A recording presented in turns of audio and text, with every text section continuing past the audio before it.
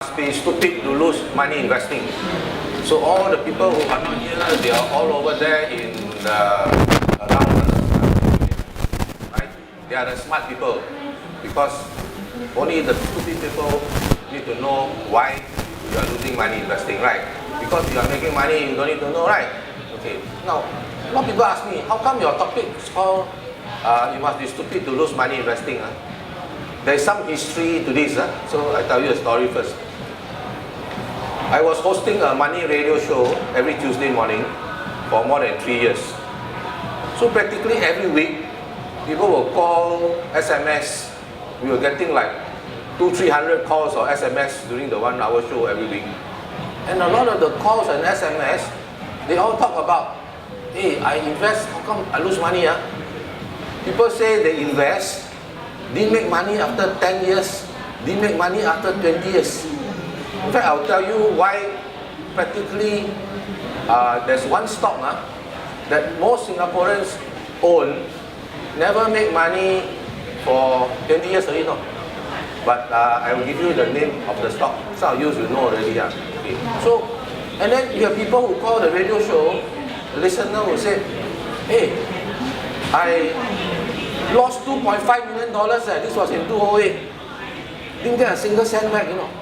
Right? $2.5 million money, right?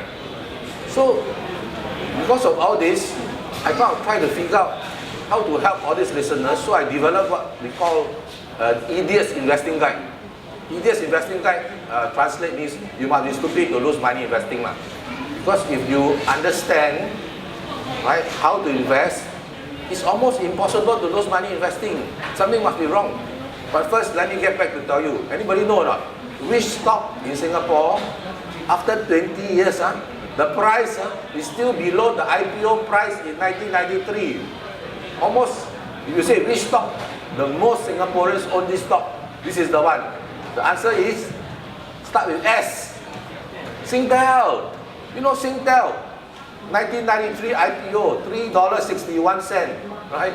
What is the price now? Okay, 20 years already, still below.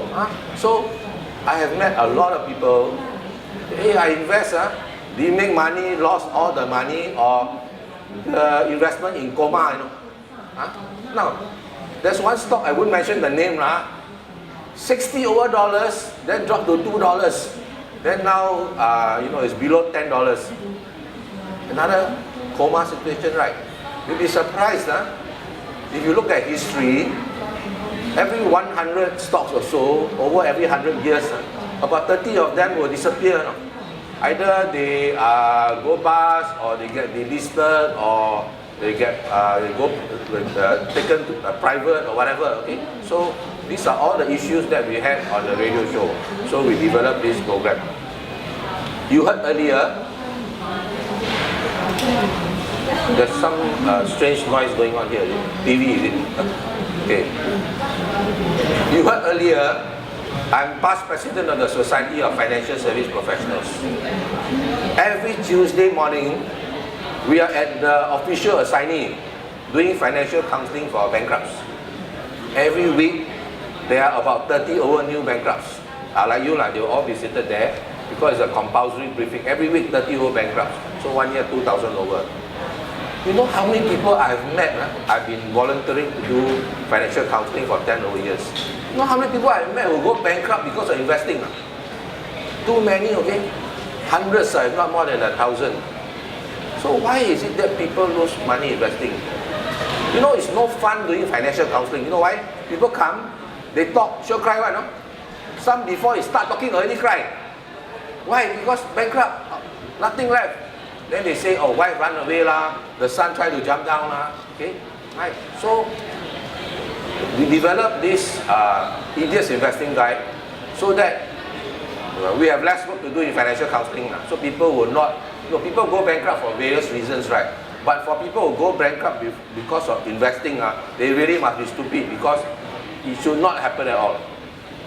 Now, why do people lose money investing? Because most people focus on the wrong thing. What do most people focus on? Every time you give a talk, when it comes to Q&A, question time, the questions are always centered around, hey, what is the best thing to invest? Is it this move or that move or that move? When is the best time to buy the investment? Is it today, next week, next month? And when is the best time to sell? So everybody is focusing on the returns. And that's why everybody loses money. Why? Because you have to focus on the risk. If you don't understand the risk of investing, if you are making money, it's because you are lucky, right? You know, practically every year I have an intern from the university. Some, before they graduate, are already bankrupt, you know. Right? Because they go to university, they study a course on investing, they listen to a professor, they come to a talk like this, right? They read, they go internet, they say, wow, okay, investing is very easy, okay? Wrong, because they focus on the returns. You must focus on the risk. So, for a start today, I talk about risk. Where is the safest place to put money? Anyone? Saturday morning, or haven't wake up, is it? Where is the safest place to put money? Huh? In the bank, okay, right? In Singapore, if the bank collapses, what happens to your money? You are protected for 50,000, okay? So, listen to this carefully, yeah? If you have 500,000, please don't put in one bank, okay? You got to put 10 banks, huh? Now, joint account, 2%, 100,000. Now, don't laugh, huh? In the last financial crisis, 2008, the biggest banks, some of the biggest banks in the world died, you know. Some still alive, the name is still there, but actually died already because the government bailed them out. So don't play with this one, right? If it can happen in the past, it can happen again. It's just a bit more inconvenient, right? You have 10 accounts instead of one, or joint account, you have 5. Okay? So, now what is the problem with putting money in the bank? What is the interest rate on a savings account now? 0.1%, right? So at 0.1%, how long will it take for your money to double? You got 10,000 inside, then you put in the bank, saving account. How long you got to wait before the 10,000 double to 20,000? 720 years. Now, even for a fixed deposit today, the rate is only 0.25%. Even if I give you 1% per annum fixed deposit, how long does it take for the money to double? 72 years. What is inflation today in Singapore? 4 point something, right? So the problem with putting money in the bank is the money gets smaller every year.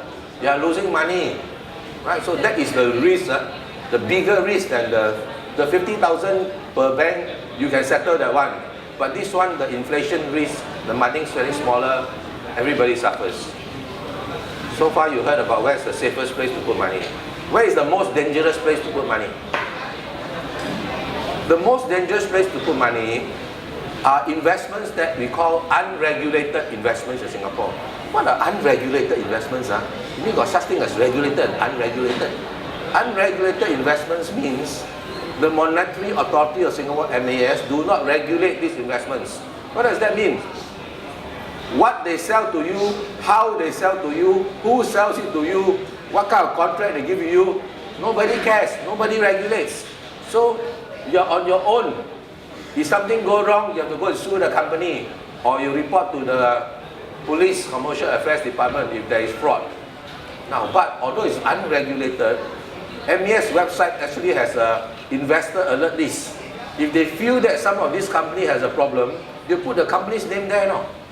But a lot of people, of course, when they buy in the first place, they don't know there's such a thing called unregulated investment. No? Then even if they know, some may not know to go to the website. Even if they go to the website, what normally happens is this: ABC company is on the website. They change the name to XYZ, no? Right? So you can never. So my advice to you is, from a risk perspective, avoid unregulated investments. Every other month you see the big news. You know the gold scandal, the recent one? It's estimated that 20,000 people has lost something like few $100 million. You remember Sunshine Empire? 15,000 people lost $160 million. I have seen people who invest in wine. Then when they want to sell the wine, the company cannot find already. I've seen people invest in art. People invest in boron, in chemicals. You know, I can actually name some of them because the court cases are over it. Profitable plots, boron, right? There's always some new, strange, unregulated investment going on. So, for people who lose all their money in this investment, right, they are stupid lah. Right? So avoid unregulated investments. Now, no matter what kind of investment you put, whether regulated or let's say regulated investment, it can be very risky if you borrow money to invest. It's called leverage. You know why a lot of young people I meet, I have seen so many people, 20 years old, they go to official signing bankrupt investing. So I talk to them, what happened? Oh, I'm young, I got 5,000, right? So I buy this investment, 5,000, they let me borrow 100,000 to buy. Oh, when I first started, I was so happy, you know. One day the price go up 5%, oh, I double my money, 100% return. One day the market collapsed, I lost all my money plus all that money, so, you know, I'm bankrupt. Now you must understand that in many of these leveraged investments, people has a false sense of complacency. What I call a false sense? He said, don't worry lah, you have a stop loss lah, right? If the price drop below this level, cut loss already, at the most you lose all your money, right? What's the problem? You will go bankrupt, you owe money. But in real life, sometimes it does not happen like that. In a very volatile market situation, okay? Thousands, tens of thousands, maybe hundreds of thousands of people are cutting loss all over the world. So when you wake up in the morning, say, hey, how come my cut loss, I still lost more than what I put in? That's why whenever there's a huge volatile movement, the next few days you see, a lot of people go to Bodok Reservoir, they don't go home, you know. Right? Because they wake up one morning and say, hey, everything gone, never mind, but still owe money. So, what are some of the risks of investing that you can avoid? Can you avoid the risk of a financial institution failing? 2008, you got money with Lehman Brothers. You watch the news, Lehman Brothers has collapsed. Can you avoid the risk that the financial institution you put money with collapse? Can? Of course. You can totally eliminate the risk of a financial institution failing.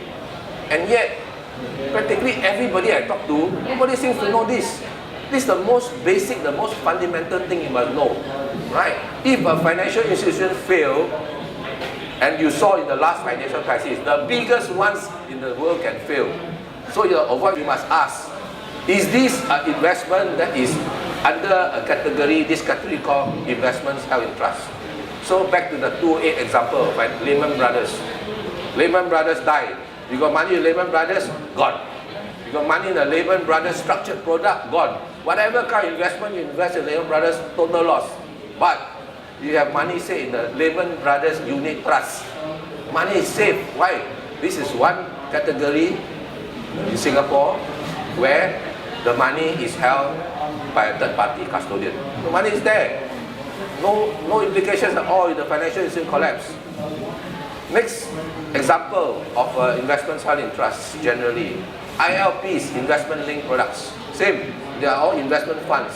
Okay? The money is held in a separate account. ETFs, exchange-traded funds. Also, generally speaking, they are held in custody.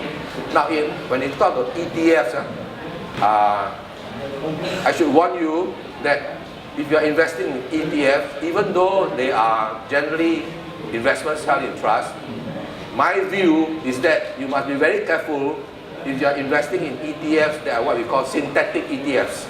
Synthetic ETFs have what they call counterparties.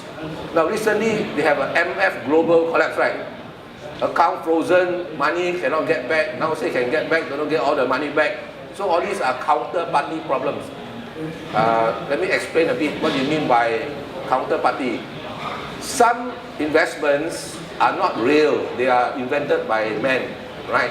And then they have counterparties. That means in order to make it work, one financial institution is making a promise to another financial institution that if this happens, when this happens, they will meet the obligation.